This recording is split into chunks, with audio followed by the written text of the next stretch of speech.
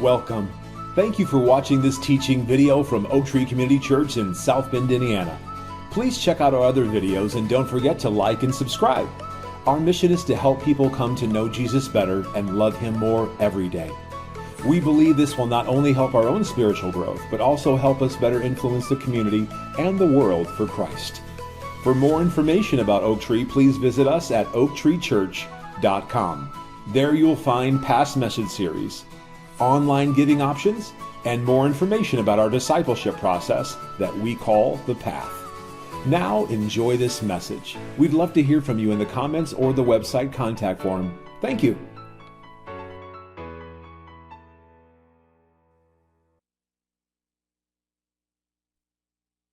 All right, good morning, church. Good to see you here this morning. Good to see those of you who I can't see, who are online. That's okay, glad that you're here and participating this morning. Gary already talked about Eat This Book from the food standpoint. Just a reminder that, and I know that's the only reason you come is for the food, but there is more to it than that. And after lunch, as we're sort of wrapping up the lunch side of things, we move into learn. So we call it lunch and learn. And this is the opportunity. I really like this because you're going through, a Sunday morning and I say something and you're like, oh, but what about? Or I have this question, and then you never ask, right? And this is the opportunity where maybe you've heard something in the past. We're going through the book of Philippians, so it's not a surprise, okay? We're going to take, for 4 weeks, just one chapter a week, highlight some stuff during the message, and then go into lunch and learn, and you can ask any question, and we'll just work through it together, okay? And we spend a little bit of time doing that, and then you get to go home, and your bellies are full, and your heads are full, and your hearts are full, and it's just a good series that way, okay? So doing that for the next 4 weeks. You've got to bring the sides or desserts, though. Okay, that's the one part that Gary and I are both going to talk about. You've got to bring the sides and desserts because that way our bellies are full. Okay, so do that. All right, this week though we are continuing and finishing. We're doing it only 2 weeks. This series called "You Asked for It," and I tell you what, you guys really came through. I mean, so many questions have come in. There's no way I'm going to be able to get to all of them. And so this week, I will be sending out some emails. If you asked a question that I did not answer for one reason or another, maybe it was too long, I just didn't have time to really get into it, I'll send you an email and answer that question for you. Maybe we just didn't have time. I've got probably 15 or something slides of questions, and we may not have time to get through them all this morning. I know who asked what, so I'll send you answers. And then there were a couple that were so long, so big, so deep, whatever you want to call it, that it's going to take an entire message. It'll take a whole Sunday to go through a couple of these questions.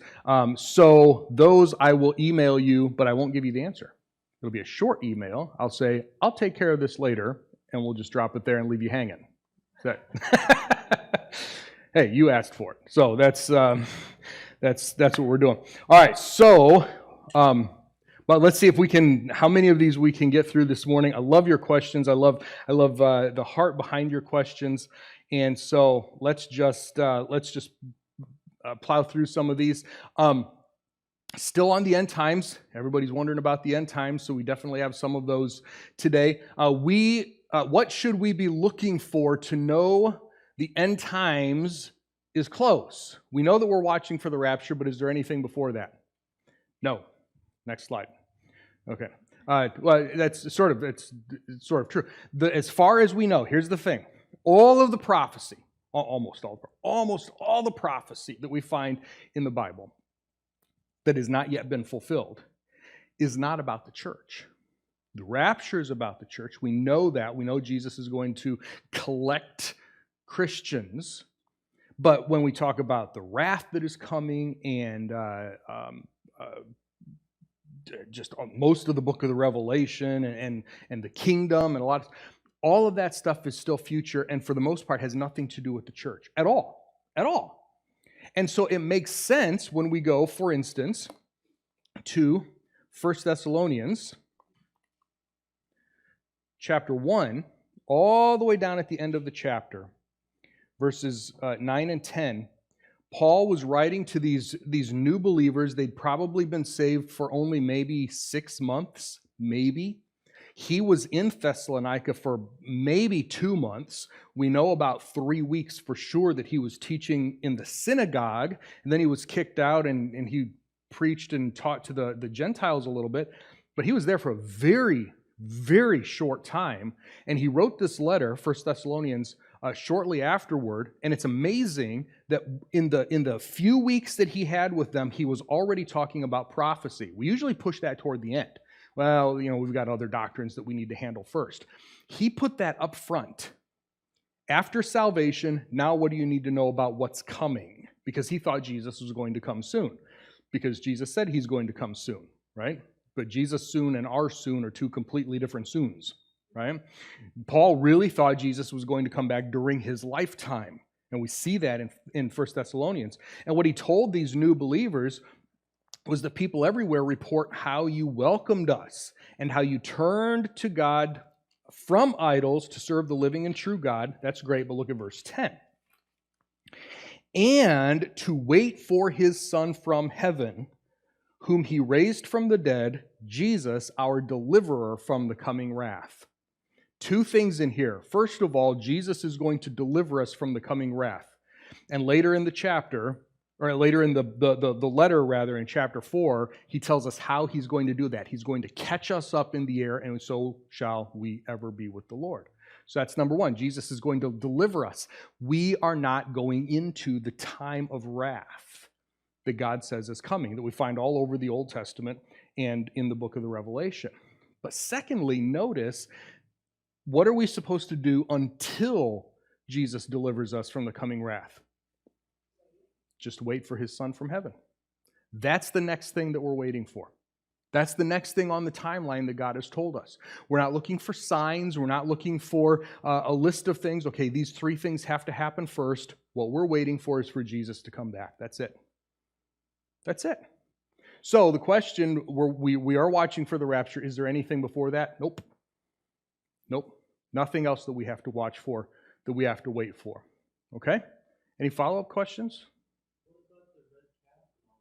Yeah, that's a really good question. So the red heifer, the red calf, is under the Mosaic law is required to purify a new temple and a new altar and everything. And so for decades, centuries probably, they've been examining every red calf that is born as a heifer, a red heifer, and under the Mosaic law, it has to be completely red. Every hair, literally, they do this with a magnifying glass. Every hair, if there's even one white hair, the whole thing is done. They have to look at the hooves. They have to be red. The nose, the snout, everything has to be red. And what they do, if they find one, there's only been off the top of my head, I think 9 or 10, in the history of since the Mosaic law started, okay, that they found. When they find one, they'll sacrifice it. They'll burn it, and then those ashes, under the Mosaic law, the Old Testament law, those ashes will be used to cleanse and purify the new temple and all the furnishings. But we know that there will be a temple in the tribulation in the 7 years. And some people call that the third temple or whatever, but we don't know how many. They could build a temple now, and it could be destroyed, and build another one, and be destroyed, and build another one, and be destroyed, and Jesus hasn't come back yet. Okay? There's nothing in the Bible that says the next one is the one for the tribulation. It just says that there will be one in there. I think that's where sometimes we miss. So, yeah, if they build one, that's great. We start to say, hey, Jesus must be coming back soon. But we've been saying that for 1900 years. So that's a great question, because you're right. There are a lot of people waiting for that red heifer, and that is their clue that things are going to get into gear. And that's may or may not be the case. So it's possible for Jesus to come back now and then right after that, red heifer and all that. So it could be during the tribulation, or does it have to be before? It doesn't have to be before. It makes sense that it could. That's a really good question. Could Jesus come back and then the red heifer and all that start? Yes. What we don't know, so here's the thing, is that According to Daniel chapter 9, verse 27, this coming world ruler, Antichrist, is going to confirm or make strong or strengthen a covenant with Israel, which means a couple of things. First of all, there's already going to be a covenant intact. We may see what that is. We may see that before the rapture, that there's some covenant made with Israel. We may not. Secondly, that means that this world ruler or this person has to have enough power in the world, enough support, to be able to say legitimately, I'll protect you. I mean, I could go over there and say, I'll protect you, and it wouldn't mean anything, right? This guy's got to have, something to back that up. So I think, this is purely opinion because there's nothing that says, I think there's going to be a gap between when Jesus takes the church in the rapture and when the 7 years actually starts. I think there's going to be some setup that has to happen.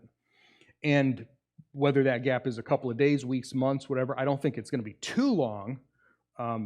But I think there does have to be a little bit of a gap there for people to say, hey, where are all these Christians? We got to figure that out. And then for the covenant to start, and maybe that's when they find this red heifer. And the temple, there's an organization over there in Israel right now called the Temple Institute. They have all the pieces, the parts ready to go. They've got the temple in modular format. Literally all they have to do is put it together. They are ready to go. They're just waiting for the red heifer. That's it. That's it. Good question. Yeah. Well, then you come up here. No. When the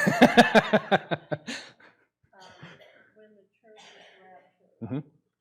will non-believers see that happen? When the church is raptured, will unbelievers see that actually happen? I don't know.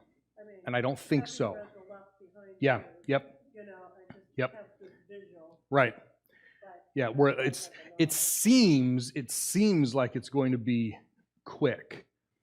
Okay. 1 Corinthians 15 says that the change in our bodies will be quick. Will be changed in the King James says in a twinkling of an eye. All right. Will be changed.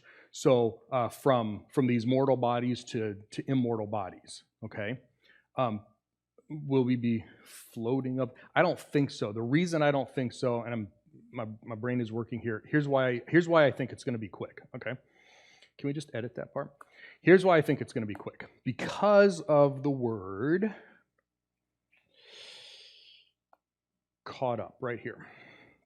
1 Thessalonians 4:17, then we who are alive, who will be left, will be suddenly caught up together with them in the clouds to meet the Lord in the air, and so we will always be with the Lord.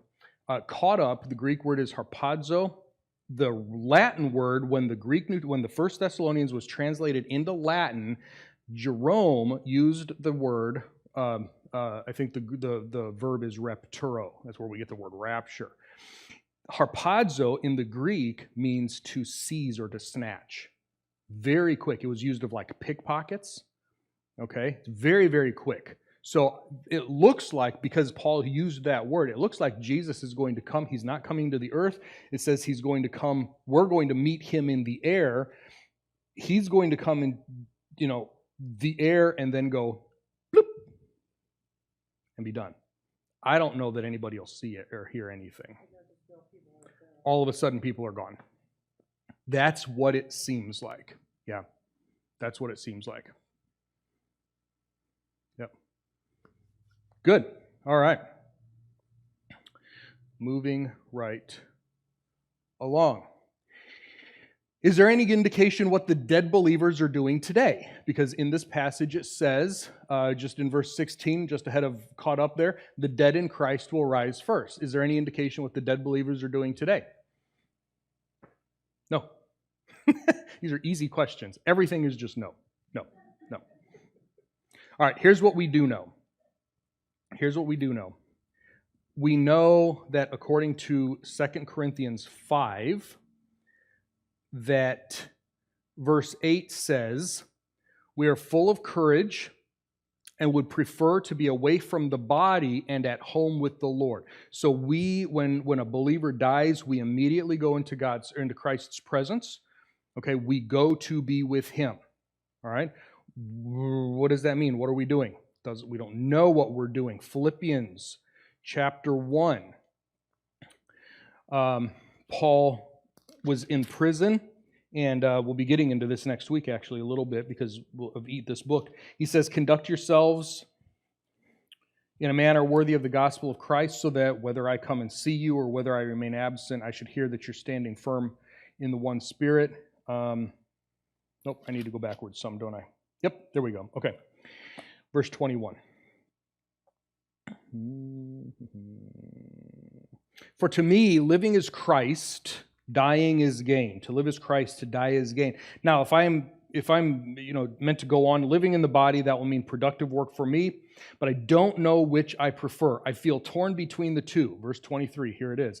I have a desire to depart, in his case that means die, and be with Christ, which is better by far, but it is more vital for your sake that I remain in the body. So twice Paul said that when we leave this body, immediately we go to be with Christ. Okay? He wants to depart and be with Christ. 2 Corinthians 5 says that if we're absent from the body, we're present with the Lord. What we're doing there, I don't know. But if we're with Him, if we're present with Him, if He wants to depart and be with Him, I think that does say that there's a belief out there called soul sleep, where when we die, our soul just goes to sleep. We don't know, we're unconscious. We don't know what's going on until the resurrection. There's some people who believe that we don't have a soul at all, and so when we die physically, we're just gone. It's all our mind is just a brain thing. We have no soul, no spirit, no immaterial part. So during the resurrection, we just come back physically again. I think Paul was clear. I think at least Paul taught that we are with Him. We are with Him. Okay, which means we're alive, we're awake, and those who are already dead, the dead in Christ, will rise first, and then those of us who are alive will meet Him in the air, and we will ever be with the Lord. Okay. You follow up on that one?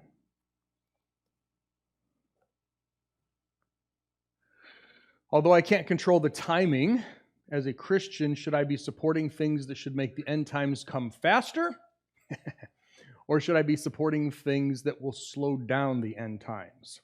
All right, quick poll. End times faster, end times slower. Who says faster? Get done with it, right? Who says slower? Wouldn't know what to do. All right. Here's how we know what to do. 2 Peter chapter 3.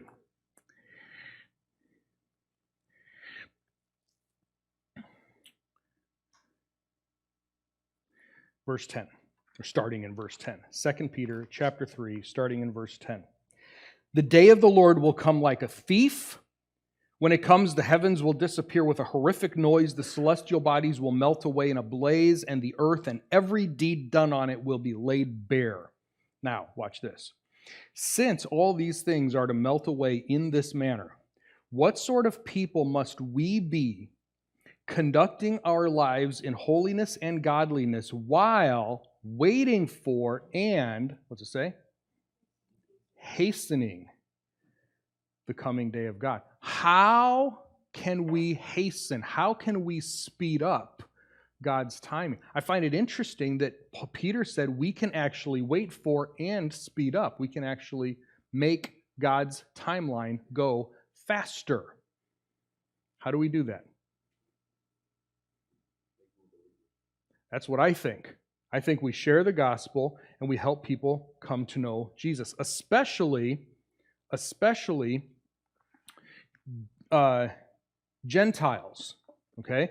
Romans chapter 11, verse 25, the Apostle Paul says, I do not want you to be ignorant of this mystery, brothers and sisters, so that you may not be conceited. A partial hardening, as has happened to Israel. Okay, now Israel, huge future, lots of things going on in the future, but during this time, a partial hardening has happened to Israel. Israel as a nation cannot return to God right now. Jews as individuals can believe in Jesus as Messiah, but the nation cannot return to God because that's something that actually has a very specific predicted time, prophesied time. A partial hardening has happened until to Israel until, look at this, the full number of Gentiles has come in. How do we hasten? How do we speed up the timeline? By sharing the gospel with people. Once the full number of Gentiles, and I don't know what that number is, you don't know what that number is, I'm assuming God does. Once the full number of Gentiles comes in, then God can move on with that insinuates a fixed number, or at least a number that God says that is the number that will start the next phase. Yeah, because Jesus comes back for the church. That's not the end of everything. Okay, that's heaven and hell. We're done. Now there's a whole lot more going on. There's still more gospel being shared. It's just that'll be the end of the church, period. And then we move into the next part. The gospel will be very clear throughout the 7 years, through the tribulation. In fact, I think there's going to be maybe more people come to faith during that time than we've seen in recent years. Okay? So we can hasten it, especially Jewish people. Jewish people will return to God in droves during that time. But so will a lot of other Gentiles, not non-Jews. Did you hear?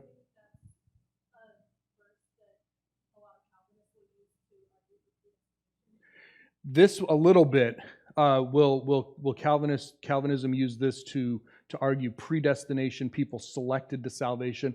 A little bit. I don't hear this one quite as often as some others, but some, yes, some. Yep. I don't particularly believe that. We don't teach that here, that certain people are selected to be saved and others are not. But obviously some people do believe that. Okay. All right. Let's see here. How do we handle the fact that no English Bible fully captures the original writings? How do those of us who don't read the original languages, you don't know harpazo in 1 Thessalonians 4:16? Come on. How do those of us who don't read the original languages handle the seemingly never-ending errors, which they put in quotes, additions or changes in the various translations? This is one that everybody needs to understand. Okay, this is why I put it so high in the list today, because it's not one I just want to email out. This is one that everybody needs to understand. The truth, the fact of the matter is that you need to be able to read Greek and Hebrew fluently. That's just what it comes down to. For anybody who's interested, I am happy to help you with that, okay? Some people really are interested in that. For the vast majority, I know that you don't care about that. And that is why we need to make sure that we have good English translations, okay? If you're not studying in the original languages, the New Testament was written in Greek, the Old Testament was written mostly in Hebrew and a little bit in Aramaic, which is a family language, similar language to Hebrew. If you're not studying in the original languages, then what you need to do is actually a little bit more work, believe it or not. It's more work for you than it is for me. Okay? Because what you have to do is you have to look at multiple translations. Okay? You don't just get to pick your favorite one and just assume that that's it, because there is, and if you've worked in any other languages, maybe you studied Spanish or French or German or Russian or Chinese or any other language, you know that there is no such thing as a direct one-to-one from one language into the next. You can't do that. You always lose something a little bit. And so if you're stuck. If you're working only in English, if you are working only in English, then what you need to do is when you're studying, is use multiple translations. Okay? Almost every translation that we have available to us is done by a committee, not just one or two people. There are a couple out there. Living Bible was one person. The Message Bible was one person. A couple others, but most of the translations are done by committees, which means that one person, for instance, we're in 2 Peter, one person does 2 Peter. And then it goes through other people to double check their work, and then other people to double check their work, and a general editor brings it all together. There's very, very few, unless the entire committee has a theological bias. Very rarely are you going to get biases in the text itself. You'll get it in your study notes. Don't forget, study notes are not part of the Bible. They're not inspired. The cross-references are not inspired. Commentaries are not inspired. All of that is opinion.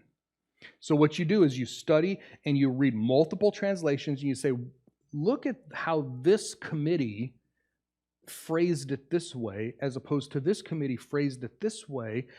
And they're trying to pick up on some of the nuances, and when you bring them together, you get to see the whole picture. Okay? That's how you study in English. How do we handle these seemingly never-ending errors, additions, changes in the various translations?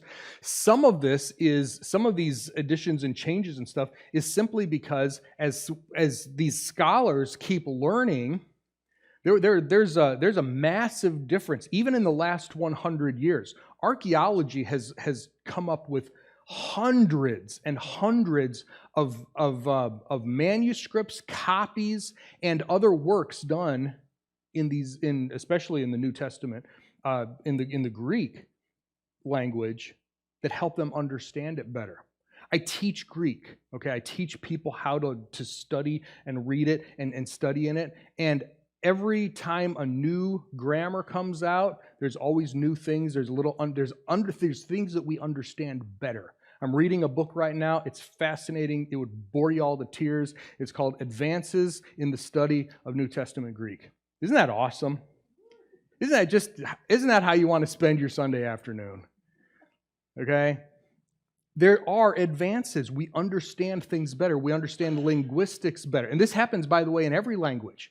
Every language out there, they're understanding these things better, especially as languages change and evolve. The difference is that these are not used live anymore.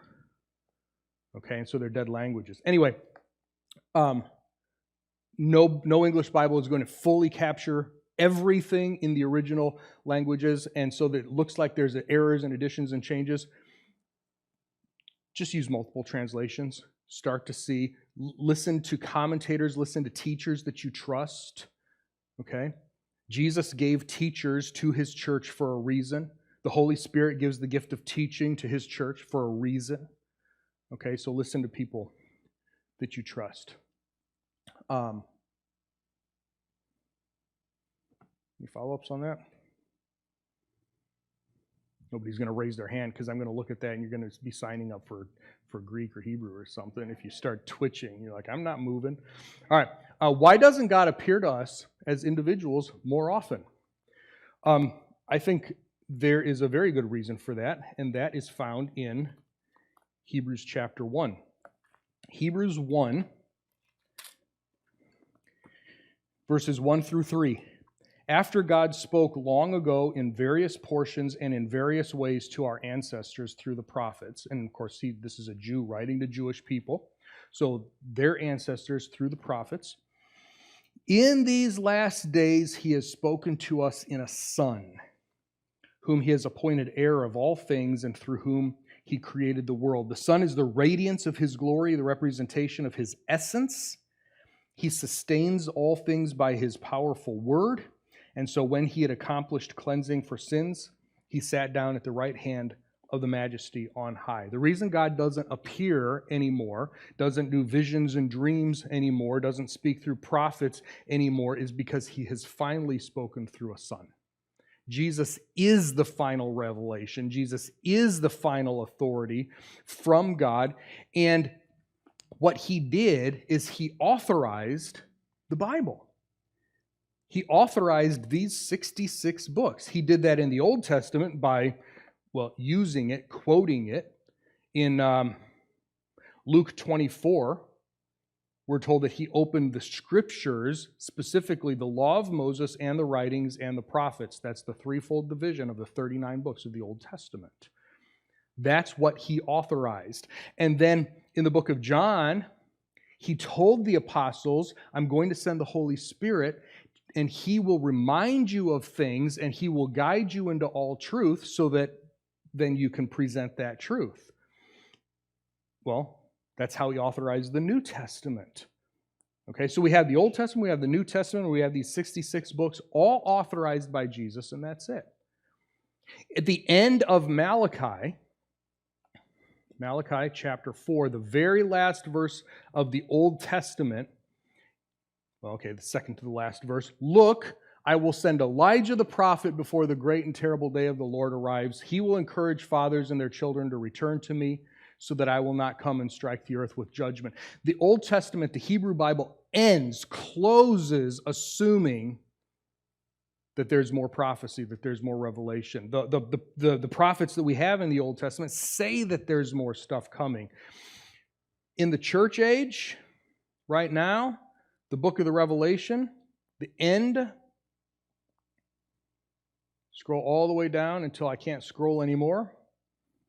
The one who testifies to these things says, yes, I'm coming soon. That's the next thing that we're waiting for, is Jesus to come back. Not new prophecy, not new revelation. He's authorized the Old Testament, He's authorized the New Testament, and now we just wait for Him to come back. That's the church age. Now, again, we move into the next 7 years, the tribulation, we move into the kingdom, Jesus will be here, there will be dreams, there will be visions, there will be new prophecy. But that's not for the church. For the church, we have everything that we need through Jesus.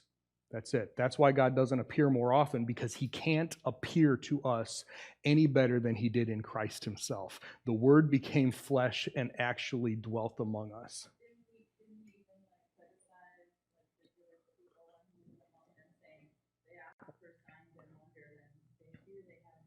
Yeah, Matthew 6. Yep, Matthew 16 and some other places, you're constantly looking for a sign when I'm right here in front of you. Yep. Even Paul picked up on that, a couple of decades later in 1 Corinthians. Jews are constantly looking for a sign, and Gentiles are constantly looking for wisdom, looking to philosophy and all this. Yep. I have heard some interesting stories of people who live in the Muslim countries who have this overwhelming dream of like a man who's shining brightly, Mm-hmm. and they come to pray in a country where that's inaccessible to them. Like they eventually Yep. and here we in our country, we don't have these restrictions on us, so we don't need Right. a vision from God. So it's really interesting. It's really interesting because what we're not saying, and let me be very careful with this, what I'm not saying is that God can't do these things. Okay? What I'm saying is that this is what the book of Hebrews says, is that was very normal back then, but since Christ came, we don't need it anymore, which is what you just said. There are some places, and this gets into angelology and how the whole world lies in the power of the wicked one. There are countries, there are places where the gospel is absolutely banned. You cannot preach the gospel. You cannot bring in a Bible. You cannot talk about Jesus. You can't do any of that. And there have been reports, and I don't know how true or false they are, but there have been reports that some people, like you said, have had a dream or a vision where they heard the gospel from somebody and then they believed in Jesus. And I think that's very interesting because it's not just that Jesus or an angel popped up and said, hey, everything's going to be okay. They actually preached the gospel, or they pointed them to somebody where they could hear the gospel. Because in Galatians 1, the Apostle Paul says, if even an angel from heaven comes down and preaches a different gospel, he's cursed. Okay, because there is only one gospel. So, I'm not saying God can't. In fact, if the only way for somebody to hear the gospel is for God Himself to show up, I'm cool with that. I'm cool with that. If that's the only way to break through the demonic power in that area, is for Jesus Himself to say, step aside, I need to talk to this person, go for it. But here, like you said, here where we've got Bibles all over the place, we've got radio, we've got internet, we've got the gospel everywhere, this is what we're relying on. Yep. Nope, not that one. All right. Jesus celebrated Passover and other Jewish holidays. Should we celebrate them as well? But do it with a Christian theme instead of a Jewish theme. So there's a two-part thing. Jesus celebrated Passover and other Jewish holidays. Yes, He did, because He was Jewish. He was a Jew. He was living under the law. Had He not, in fact, this is cool, had He not celebrated Passover, He actually would have been breaking God's law and would have been a sinner. Okay? He had to. and the other Jewish holidays, at least the other two of the other ones as well. So should we celebrate them? No. And the reason is because they were part of a law code, the Mosaic law code, that was given to Israel at that time. Okay? There are very specific meanings behind each one of these things, and they looked forward to things. For instance, Passover looked forward to the crucifixion. They didn't know that necessarily, but that's what it looked for. In fact, it was, in a sense, it was fulfilled at the crucifixion. Paul calls Jesus our Passover lamb. John the Baptizer called him the Lamb of God who takes away the sin of the world. They were looking forward to this final sacrifice that Jesus fulfilled. We don't need to celebrate them because, number one, we're not Israel. The law code was not given to us. Secondly, Passover, for instance, is fulfilled. Now, it's interesting that we do celebrate the crucifixion, don't we? Every time we celebrate communion. We don't need to do Passover because Passover is looking forward to something that has already happened. We celebrate communion because we look back to what has already happened for us. So we don't have to do, and all of the rest of them. In fact, when we get into the kingdom, only one of these holidays, the Feast of Tabernacles, is still going to be going on. So even God isn't going to require Israel to do it in the kingdom. Okay? And since it was never given to us as a church, we don't have to do it. Now, if you want to do it, I'm not going to say it's not sinful or anything, but you don't have to. There's no binding law on us at all to do any of these things. Okay? At all.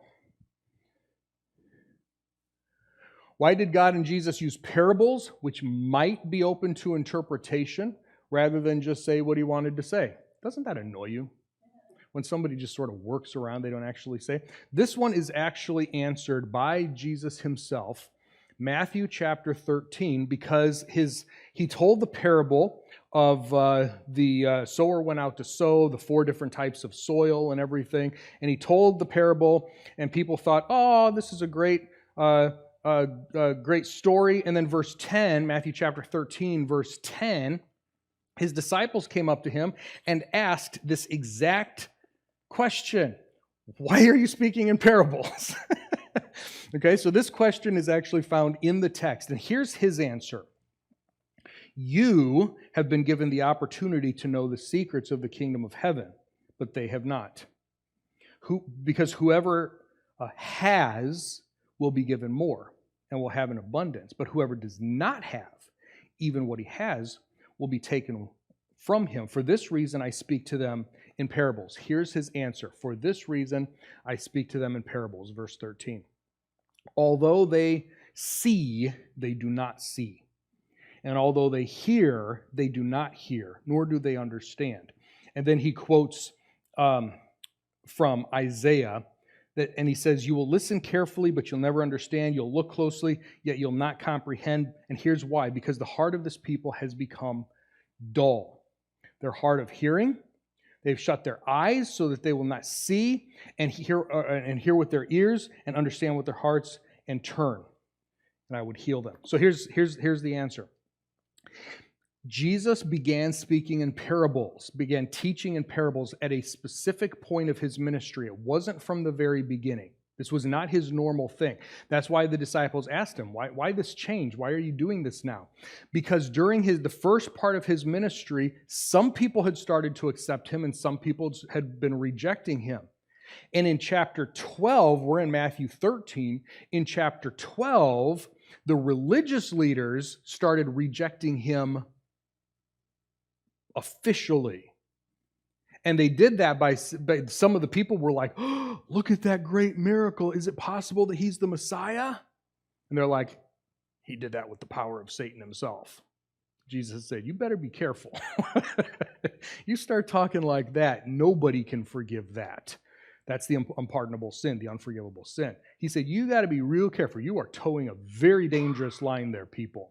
And at that point, he changed his style. He changed his message. No longer did he say the kingdom of heaven is at hand. It's here. Just accept it. Now he was starting to talk about his death and his resurrection. Now he was starting to talk in parables so that those who were rejecting him heard a nice story and moved on with their lives. And those who were accepting him were like, hey, could you teach us more about that? It was his way of weeding out the people who were accepting and rejecting. And it's actually, and some of you have heard me say this before, it's actually, I think, very merciful, because when God gives revelation, when God gives information to us, we are now responsible for that. And by teaching in parables, those who were rejecting him didn't get any new information that they were going to reject and then be condemned for. He would not actually allow them to be condemned more in their rejection as he gave more information. So he hid it from them, but those who wanted to learn, who wanted to understand, who wanted to follow him, he said, let me tell you a story. And as you go through here, they're like, hey, can you explain that to us? Sure, I'll explain that to you. And it built their faith. And those who were rejecting him were not condemned anymore for that. I really think that's cool that he did that. Okay? Yeah, all right. Nope, see, always got to go back to this one. I've read that there are anywhere from 7 to 14 books that are not included in the Bible, including the Gospel of Thomas. Should we seek these out and study them too? This time, I'm actually going to put a second slide up for this question because I've got some big words that I need to throw at you, okay? And I just don't want to have to. See? Pseudepigrapha means false writings, apocrypha means hidden or secret things, and deuterocanonical means secondary canon. What in the world does that have to do with anything? Here's what it means. There were, we'll say 39 Old Testament books, the 39 that we have, Genesis through Malachi, the same ones, those were the books that were called the Hebrew Bible. When the last prophet died, when Malachi was done being written, Nehemiah died, that was it. That was the Bible of the Jewish people. That was done around 400 to 440 BC. These other books, these 7 to 14 that are referenced here, and there's actually even more than that, were not written until maybe a couple hundred years later. Okay, 150 to 200 to 250 BC. These are broken into two categories, and that's those first two words. Some are called apocryphal books, and they show up. They showed up sometimes in between the Old Testament and the New Testament in some Bibles. Some of them are sprinkled through the Old Testament. They're never included in the New Testament. Okay. Those were written, like I said, around 200 or so. For the most, I'm rounding. Don't, fact check me here. Rounding in the 1 and 200s BC for the most part. Some of them, a larger group, are called pseudepigrapha, and these are false writings. These are people like false names. Okay, these are books that are not. We know that, for instance, the book of Enoch was written a couple of hundred years before Jesus, not thousands of years or hundreds of years before the flood. They just took his name and attached it to the book. Okay? So, what we have is these two groups, the Apocrypha and the Pseudepigrapha. All of the Pseudepigrapha writings, the false writings, everybody together has said, it doesn't matter whether you're Protestant, Catholic, Orthodox, whatever, everybody says, yes, there may be some good history in there may be some good information in there, but these are not inspired. Basically nobody believes these are inspired. They're not part of the Bible. Those 7 to 14 in the question mostly fall within the Apocrypha, which some churches, the Catholic Church, for instance, has placed them in the Bible, usually in between the Old and New Testament, like I said, some of them sprinkled throughout the Old Testament. But for the first 1,500 years of the church, and the Roman Catholic Church didn't start until about 300 some, so the first 1,200 years of the Roman Catholic Church, even the Roman Catholic Church never saw these as inspired. They were always separate from the rest of the Bible, the other 66 books. It wasn't until after the Reformation in the 1500s, Martin Luther, John Calvin, that whole thing, Ulrich Zwingli, some Philip Melanchthon, some really, really good stuff happened. some bad stuff happened too, but some good stuff happened. The Roman Catholic Church, around 1546 and some surrounding years, had a council called the Council of Trent, and it was basically their anti-Reformation. They said, here's what these guys have done. We need to respond to this. And the Council of Trent was the Roman Catholic Church's response to the Reformation. And it wasn't until then, like 1546, that these books, that even the Catholic Church had kept separate from the Bible, the inspired text, they now started calling them deuterocanonical. That is, they are part of the Bible, but they are secondary. We're going to look at them as biblical, but secondary. They're still going to make a distinction. But it wasn't until 1546 that even the Catholic Church said, yes, these are biblical. Okay, so that's relatively new. That's only 500 years, right? 550 years or so. So, here's the biggest thing. These books, the Apocryphal, the Pseudepigraphal, whatever, Jesus knew about them. The apostles knew about them because they were a couple of hundred years before Jesus and the apostles were born and ministered. Never quoted from them, never referred to them, Jesus never authorized them. Paul quoted from a couple of Greek philosophers in a couple of his letters. Okay, Jude refers to a couple of books like maybe the book of Enoch he quotes from, one or two verses. But again, never authorized the entire book, never anything. These guys knew about these writings, never included them. They were never included by the early church. When the church councils started, okay, and there wasn't really, until the 300s or so, there wasn't really a major church council. There was some minor ones. They never recognized any of these books. There are some in the New Testament, or some in the New Testament era, like the Shepherd of Hermas, that some people liked, but they always knew it was not inspired. Okay, the church Israel never recognized anything other than these 39 that we have in the Old Testament, and the church never recognized officially anything more than the 27 that we have in the New Testament. Okay, so the question that 7 to 14 are not included in the Bible, I'm going to spin that around and say some people add books that were never included, that were never considered part of the Bible. Some people add them. Okay? I tried to go fast, and there are still questions outstanding. So I will...